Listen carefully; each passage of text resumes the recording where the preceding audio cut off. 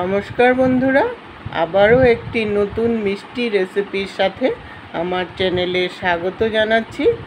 আজ আমি কোনো রকম ফুড কালার ছাড়াই দারুণ স্বাদের মিষ্টি রেসিপি একটা বানিয়ে দেখাবো, যেটা হয়তো আপনারা দোকানে টাকা দিলেও কিন্তু কিনতে পারবেন না।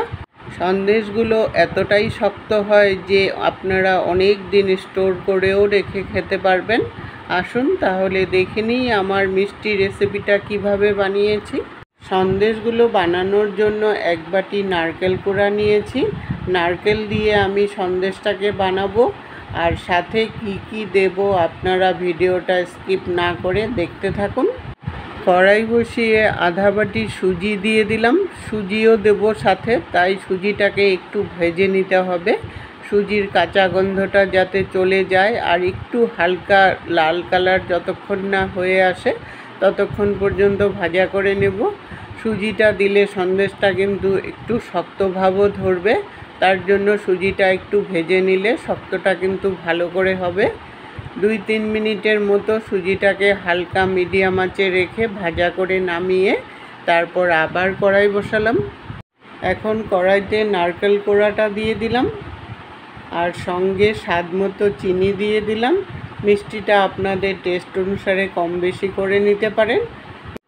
এখন চিনিটার সাথে নারকেলটা ভালো করে মিশিয়ে নিয়ে কিছুটা সময় ভাজা করে নিতে হবে নারকেলটা, তাহলে সন্দেশটা কিন্তু শক্তও হবে। আর সন্দেশ বানাতে হলে চিনির পাকটা কিন্তু ভালো হতে হয়, তার জন্যই সন্দেশটা শক্ত হয়। চিনিটা গলে যাওয়ার পরও কিন্তু নারকেলটা আরও কিছুটা সময় ভাজা করতে হবে। ভাজা করতে করতে যখন দেখবেন একটা পাকের গন্ধ চলে আসছে, তখন এটার মধ্যে 2 চামচ পাউডার মিল্ক দিয়ে দিলাম। এটা আমুল মিল্ক। এই গুঁড়ো দুধটা দেওয়ার জন্যই কিন্তু সন্দেশটা খেতে খুবই সুস্বাদু হয়।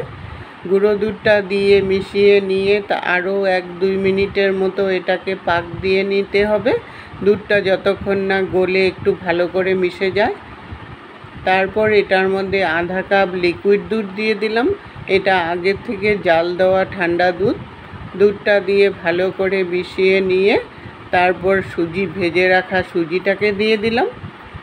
সুজি কিন্তু দিতে দিতেই সুন্দর এটা শুকিয়ে আসে, আর এই সুজিটা দেওয়ার জন্যই কিন্তু সন্দেশগুলো একটা শক্ত ভাবও ধরবে। সুজিটা ভালো করে মিশে যাওয়ার পর খুব সামান্য পরিমাণে হলদি পাউডার দিয়ে দিলাম কালারের জন্য। এই হলদি পাউডারটা দেওয়ার জন্য সন্দেশের কালারগুলো কিন্তু একদম খুবই সুন্দর হয়, একদম আমের মতো একটা কালার এসে যায়।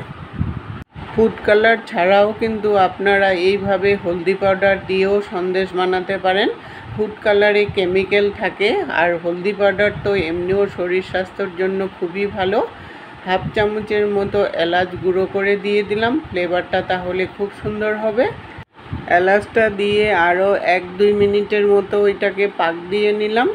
পাক দিতে দিতে যখন দেখবেন একটা শুকনো শুকনো ভাব হয়ে গেছে আর কড়াইতে লেগে লেগে যাচ্ছে, তখন এই পর্যায়ে 1 চামচ ঘি দিয়ে দিবেন, তাহলে কড়াই থেকে কিন্তু সুন্দর করে উঠে আসবে। ঘিটা দিয়ে ভালো করে মিশিয়ে নিয়ে আরও 1-2 মিনিটের মতো পাক দিয়ে নিলাম। পাক দিতে দিতে যখন দেখবেন এটা লাড়ু লাড়ু ভাব সৃষ্টি হয়ে গেছে আর একদম শক্তও হয়ে আসছে, তখনই এটা নামিয়ে নিতে হবে। নামিয়ে গরম থাকা অবস্থাতেই কিন্তু সন্দেশটাকে বানাতে হবে। একটা প্লেটের মধ্যে সামান্য পরিমাণে ঘি মেখে নেবেন, তাহলে সন্দেশটা কিন্তু খুব সুন্দর হবে। প্লেটের চারদিকে ঘিটাকে ভালো করে মাখিয়ে নিয়ে নারকেলের মিশ্রণটাকে দিয়ে গরম গরম এইভাবে করে চাপিয়ে দিতে হবে। চাপিয়ে নিয়ে তারপর একটা মোটা চারকোনা একটা শেপ দিয়ে দিতে হবে।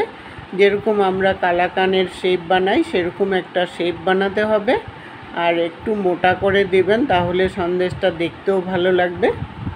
চারকোনা করে সুন্দর করে শেপটা বানিয়ে নিয়ে তারপর চাকু একটা দিয়ে পিস পিস করে কেটে দিতে হবে।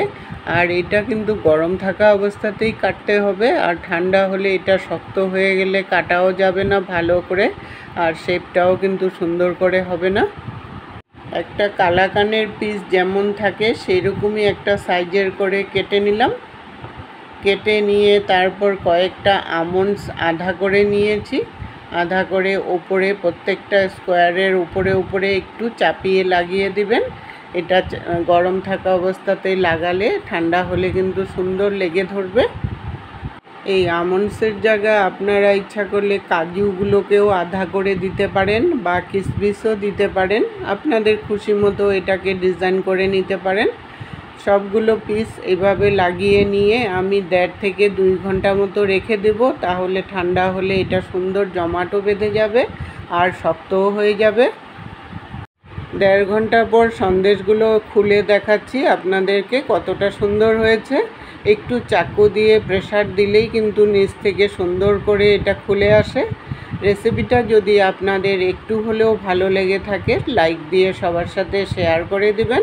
আর এটা কিন্তু আপনারা অনেক দিন স্টোর করেও রেখে খেতে পারবেন। এতক্ষণ সঙ্গে থাকার জন্য আপনাদেরকে অসংখ্য ধন্যবাদ বন্ধুরা। আবার দেখা হবে নতুন রেসিপির সাথে। সুস্থ থাকুন, ভালো থাকুন।